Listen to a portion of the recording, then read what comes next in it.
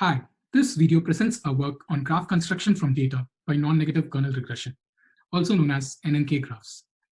To briefly introduce our work, we summarize here our contributions and motivation. Graphs are ubiquitous data structures.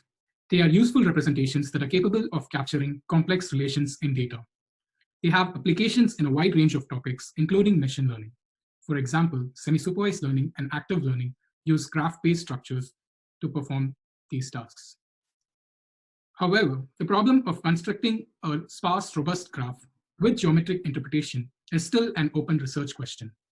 Our key contribution in this work is a new graph construction framework that is sparse, robust, and is interpretable. We show correspondences between earlier graph construction and sparse signal approximation theory and show our method is optimal under this view. Our graphs have interpretable structure and is equivalent to a polytope covering of input data space. Finally, we present experimental evidence to prove our method's superiority over previously studied graph constructions. Now, to formally introduce the problem, given a dataset with n data points, x1 through xn, each in Rd, the goal is to construct a graph G with vertex set V and edge set E. Note that each data point corresponds to a vertex in this graph. The edges in this graph are assumed to be positively weighted and undirected. Further, we require a few desirable properties to the graph constructed, such as sparsity in representation, where the number of edges is of the order of number of nodes. Second, we expect to see the local edge structure be interpretable. Why are two nodes connected or disconnected? Third, we want the proposed graph algorithm to be scalable to large datasets. Previous works in graph construction can be broadly divided into two classes. Similarity-based approaches, where we use a kernel to define edge weights. An example of a commonly used kernel is the cosine kernel or the Gaussian kernel. These methods use k nearest neighbors or neighbors that are within an epsilon distance to sparsify the graph constructed. A problem with this approach is a lack of clear methodology to choose these hyperparameters k and epsilon. A second class of approach optimizes the edge weights to enforce locality in the input data space. One such approach optimizes using the local linear embedding objective under constraints. This graph is called an LLE graph. As shown in the objective in slide, here we try to reconstruct node I, which is represented using xi, by using neighbors in the matrix xs using edge weights theta. These methods are less flexible and are sensitive to noise. Also, these do not have a local geometric understanding. Now, let us take a step back and observe these graph constructions, specifically KNN graphs, from a signal processing perspective. The basic setup in a KNN graph is, for each node I, its k nearest neighbors or neighbors with maximum kernel value are chosen and connected. For argument's sake, let's take these neighbors to be a part of a dictionary. Given this setup, observe that similarities are inner products in a transformed kernel space, where phi in the equation corresponds to the transformation from input data space to the reproducing kernel Hilbert space. With this perspective, we see that KNN and epsilon graphs are near thresholding representation. We pick the k maximally correlated vectors and set to 0 all neighbors which have values below this threshold. Note that this is optimal only if the vectors in the dictionary are orthogonal. That is, two neighbors in a dictionary J and K should have similarity or correlation 0. This is generally not true in practice. So given this interpretation, is thresholding the best we can achieve? A proposed graph construction framework looks at this perspective and builds on an improved framework for graphs. First, we start with a KNN graph. We select k's nearest neighbors and form a dictionary as presented earlier. Then we use improved representation methods such as basis pursuits with constraint for constructing a graph. Let's go step by step in looking at the various basis pursuit algorithms available and how this transforms into our proposed method. A matching pursuit algorithm just greedily selects a neighbor one step at a time such that the residue at each step is minimized. As shown in the equation below matching pursuit, we see that we pick vectors which are maximally correlated to the residue so that the residual error can be minimized. This is a greedy selection process. Orthogonal matching pursuit builds on the matching pursuit algorithm by optimizing the edge weights so that the representation is sparse as well as optimal. The key idea in orthogonal matching pursuit is that the residual vector is orthogonal to the subspace spanned by the atoms which are already selected. In the equation below orthogonal matching pursuit, we see the objective to orthogonalization. In practice, this orthogonalization requires multiple greedy steps and then and minimization, which in our case is not needed because we have some notion of neighborhood, which is formed using a k-nearest neighbor.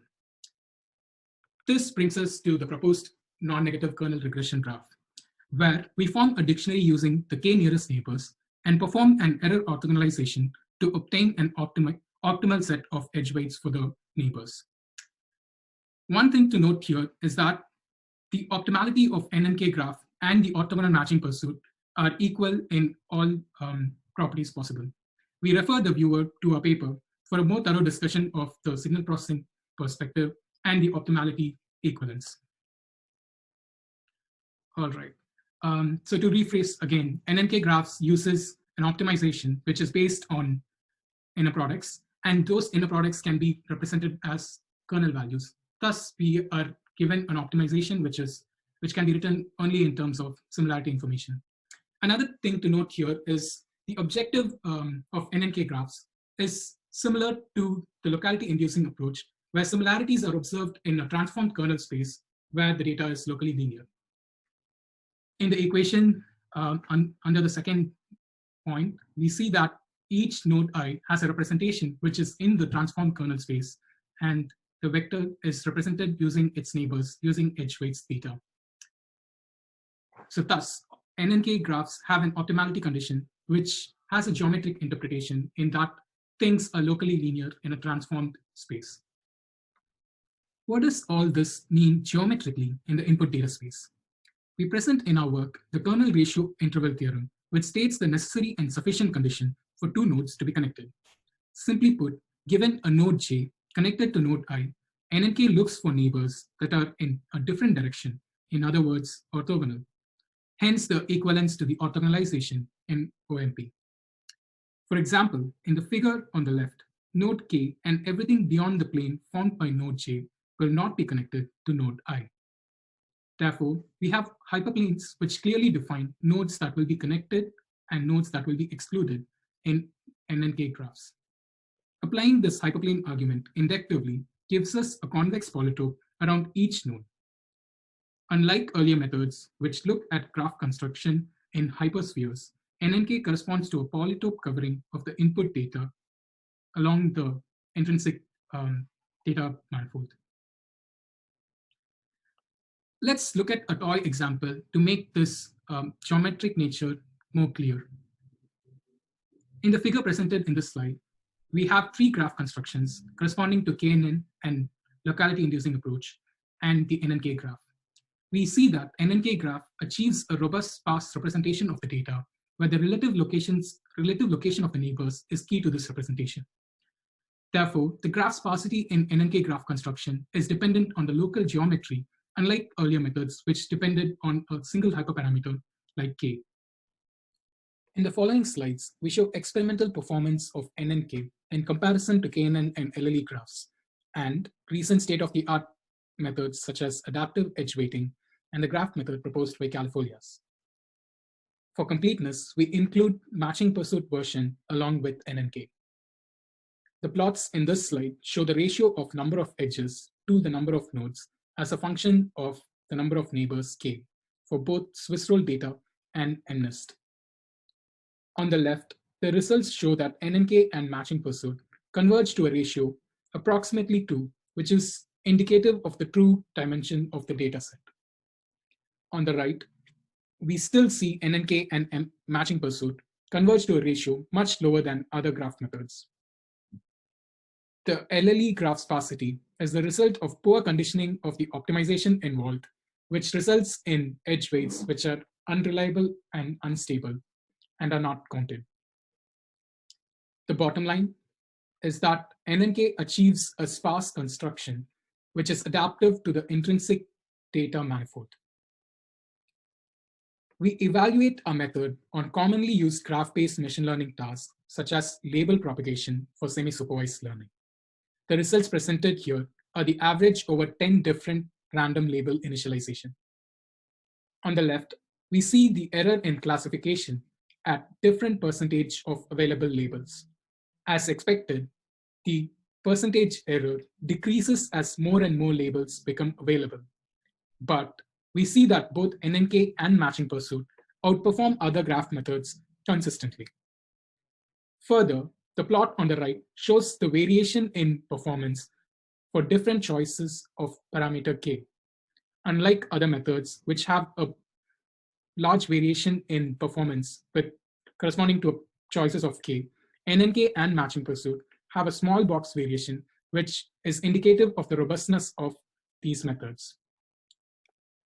The key takeaway here is that NNK and matching pursuit provide better performance while being robust to the choices of hyperparameters. Further, we see that our graph method achieves this performance at a desirable runtime complexity. NNK graph has a runtime which is comprised of two steps. The first step, which involves neighborhood search, is quadratic in the number of points and is common to all the graph constructions which are presented here. The additional overhead, or the second step of NNK, involves an optimization which is linear in the number of nodes. The local nature of the optimization allows for distributed execution of NNK graph construction, making it even more scalable. For comparison, we present here in table the graph construction time and the sparsity achieved by different graph methods on a subset of NS data. We see that NNK is sparse and fast in comparison to other graph methods. Thus, NNK graphs produce a sparse representation at a scalable complexity while providing a good performance with a potential to be parallelized. To conclude, we propose a novel graph construction framework that combines previous classes of graph learning and is founded on signal approximation theory. We show that our graph construction method has strong theoretical and geometric properties and is interpretable. Our graph construction framework is robust to the choice of hyperparameters and is adaptive to the intrinsic data manifold. We thank the viewer for their interest and would be glad to answer your questions and comments via email. The Python and MATLAB source code for our proposed method can be found at our GitHub repository, StackUSC. Thank you.